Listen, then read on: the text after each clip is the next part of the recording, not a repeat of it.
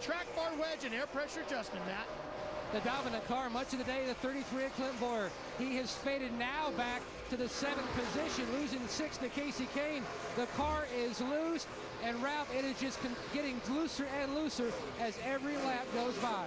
Well, Matt, one of the surprises in the top 10 might be car number 43. A.J. Allmendinger is just cruising right along, having a very good day.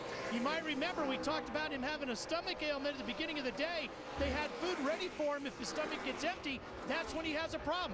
They haven't even passed any food through the window yet. Marty, all's good in car 43. How about this one for young Joey Logano in the 9th position? He said when the sun is out like it is right now, his car stays a little bit too loose. It shows in the record books his best finisher being 23rd, but remember August running in the top 10 when he lost a left rear tire. Jeff Gordon is behind him in the 10th position, an extremely loose race car for Gordon. He has said something is wrong with the race car. Steve Letarte thinks they've gone way too low with the track bar on the 24, making that car extremely loose. Matt? And just moving inside the top 10 to 10th is Dale Earnhardt Jr. in the 88 car. The car was free earlier. Now he says it's pretty snug. He doesn't want to get the car any tighter on our next stop, which should be in about 16 laps. Ralph? Craig Biffle came into today's race 9th in the points. He's sitting 12th on the field right now. This is the kind of day that will get you into the chase and give you a shot at a championship. They're flopping back and forth between loose and tight all day long. Very tough day for his crew chief and the driver, car number 16. But these are the kinds of days you got to fight through, Marty. Martin Truex Jr., one of his hometown races, having a solid run so far. He has stayed in the top 15 for most of the day. He is loose in and off the corner for Truex.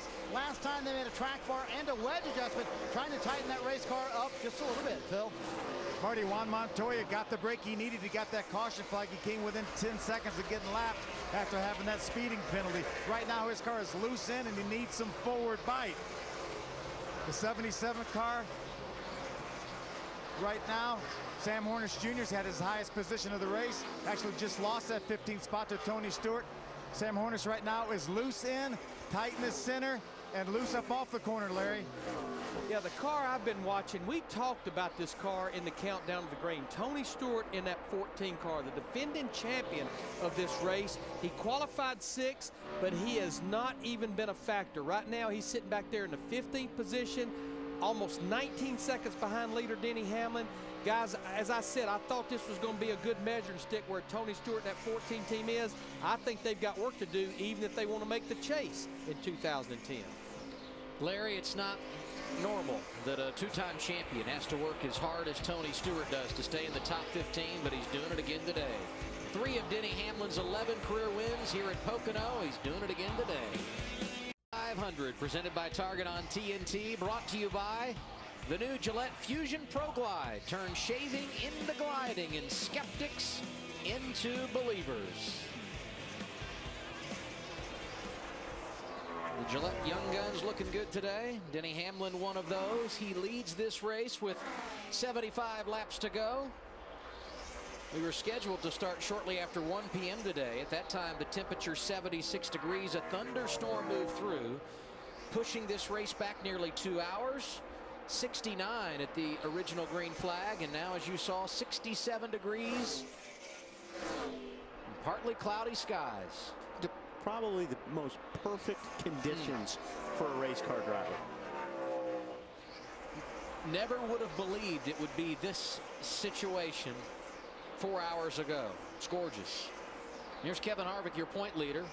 34 markers in front of Kyle Busch, and he was in front of Kyle a handful of laps ago, coming off 3. Wow. And not nearly as hard as his teammate Boyer about 15 laps ago. What impact does that have on Kevin at this stage, do you think? You know, look at Kevin's right rear. Kevin's kind of got against the wall.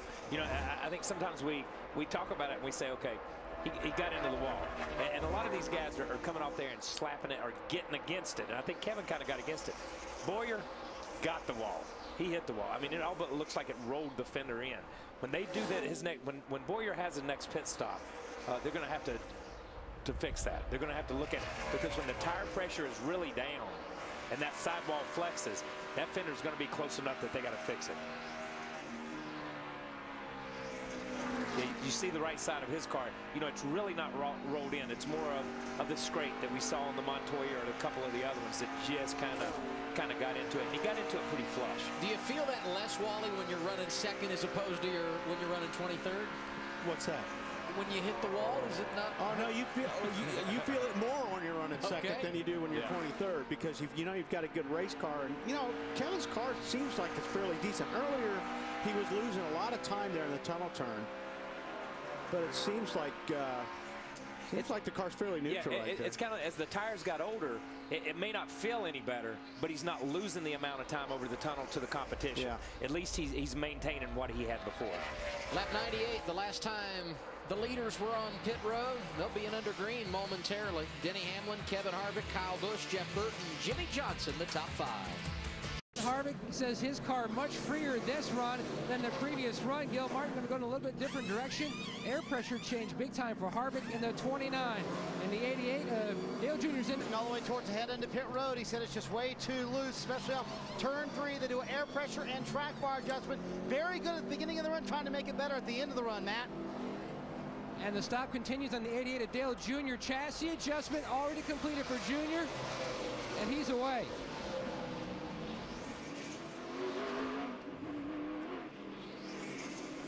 Green flag pit stops for the leaders started at lap 129.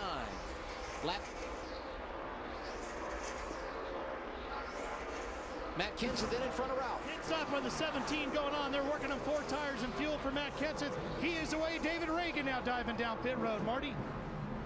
Denny Hamlin led for much of that segment, Ralph. The car just a little bit too tight, especially into 1, but the worst part at the end of the run was coming off of turn 3, so it's air pressure and a wedge adjustment for Denny Hamlin trying to get that car to loosen up. All the way at the first pit stall on pit road, Kyle Busch, his teammate, tied into turn 1. He said that's where we're losing all of our time. It's a track bar adjustment for Kyle Busch, trying to loosen that race car up just a little bit. Jeff Gordon comes in. They thought they were having big changes on this car. They're going to make a couple of changes, track bar and wedge, trying to get this car to tighten up for once for Jeff Gordon. It has been loose all day long. They have not been able to make it better yet.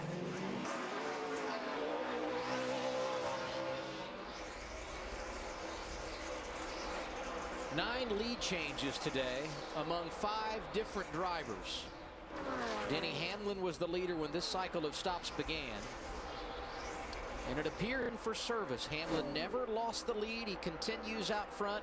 Harvick 5.2 seconds behind after this cycle. And remember earlier when Jimmy Johnson lost some ground on a cycle of stops? He picks up a couple of positions here. He's up to 3rd in the running order.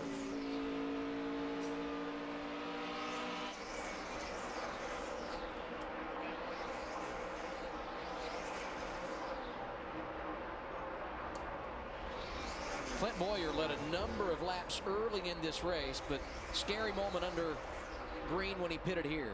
He's on the gas. Look at, wow. I'm telling you, closer than that. You could not have put a piece of paper between that. Look at that, was incredible from the other angle, but this angle, you know, it's like, you know, even with the biggest pit road, timing is everything. Now on that stop, Adam, Shane Wilson noted on a previous stop the pressures just weren't building like they were earlier in the race on the left rear, so they made an air pressure change. They were going to go 2 rounds on the track bar down to try to tighten him up, and Clint said, I think going 2 maybe too much, so they only went 1.5, but they waited to lap 130 or so that way that they could get themselves in their window to make one more stop. He's loose now in 3, and he says it's bouncing in 1, so he's got some issues still on that 33. How are these guys managing the race at this stage, Larry? Well, this is going to be interesting because I really felt like someone may try to have stretched it a little further on those set of green flag stops, because the most I've seen anybody go is about 33 laps. The last group to pit right there was on lap 131. If you add 33 laps to that, that means the next stop for that group should come at 164. If you add 33 to that, that's 197. And boys, that's 3 laps short of making it to the end. So if somebody's thinking it's that time of the race. Johnson giving Kevin Harvick a hard time for second. They're 5 seconds behind Denny Hamlin. Now we take an inside look at what's happening now. The NASCAR Sprint Cup Series brought to you by Sprint and Evo 4G, America's first 4G phone. Kevin Harvick in